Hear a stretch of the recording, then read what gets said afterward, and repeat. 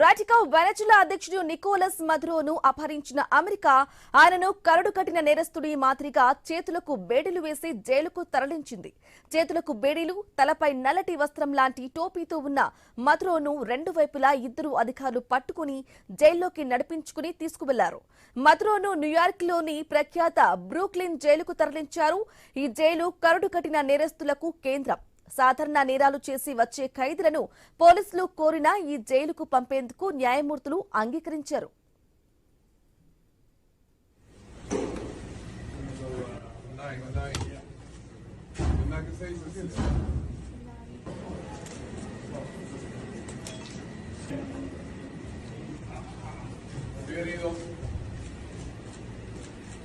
ఇక న్యూయార్క్ దక్షిణ జిల్లా ఫెడరల్ కోర్టులో మదురోపై మత్తు పదార్థాల ఉగ్రవాదానికి కుట్ర, అక్రమంగా మత్తు పదార్థాల అమెరికాలోకి రవాణా, అక్రమ ఆయుధాల వ్యాపారం తదితర నేరాలకు సంబంధించిన అభియోగాలు మోపినట్లు అమెరికా అటార్నీ జనరల్ ఫామ్ బూండి తెలిపారు.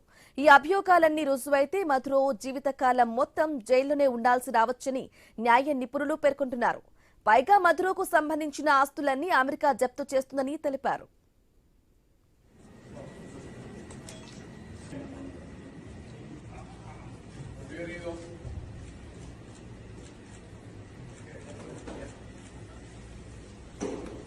ఇక బ్రూక్లిన్ లోని ఎండీసీని 1990లో ప్రారంభించారు. ప్రస్తుతం అక్కడ 1300 మంది ఖైదీలు ఉన్నారు. వివిధ కేసుల్లో ఆరోపణలు ఎదుర్కొంటూ మన్హటన్, బ్రూక్లిన్ ఫెడరల్ న్యాయస్థానాల్లో విచారణ కోసం వేచి చూస్తున్న వారిని ఇక్కడికి పంపిస్తుంటారు. వైట్ కాలర్ నేరాల్లో ఆరోపణలు ఎదుర్కొంటున్న వారితో పాటు గ్యాంగ్స్టర్లు, మాదక ద్రవ్యాల కేసులో నిందితులను ఉంచుతారు.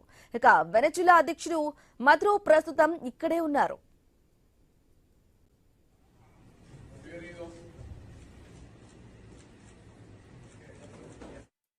అలాగే ఓ దేశ అధ్యక్షుడు ఇక్కడ నిర్బంధానికి గురి కావటం ఇదే తొలిసారి కాదు. హోండురస్ మాజీ అధ్యక్షుడు జువాన్ ఆర్లాండో హెర్నాండెజ్ గతంలో ఇక్కడ బందీగా ఉన్నారు. వందలాది టన్నుల కొకైన్ ను అమెరికాలోకి అక్రమ రవాణా చేశారన్న కేసులో ఆయనకు 45 ఏళ్ల శిక్ష పడింది. అయితే గతేడాది ట్రంప్ ఆయనకు క్షమాభిక్ష ప్రసాదించడంతో జైలు నుంచి విడుదలయ్యారు. ఇక మెక్సికోకు చెందిన మాదక ద్రవ్యాల వ్యాపారులు, వెనజులా నిఘా విభాగం మాజీ చీఫ్ హ్యూగో కార్వజల్ తో పాటు ఆ దేశానికి చెందిన పలువురు కీలక వ్యక్తులు ఇక్కడ బందీలుగా ఉన్నారు.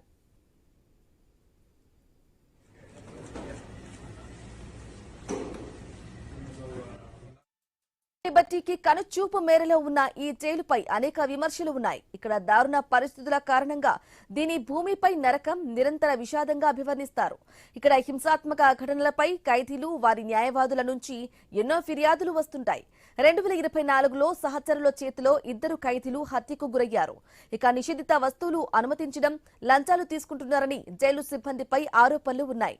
2019లో విద్యుత్ అంతరాయం కారణంగా వారం పాటు ఖైదీలు చలి చీకట్లోనే ఉండాల్సి వచ్చింది.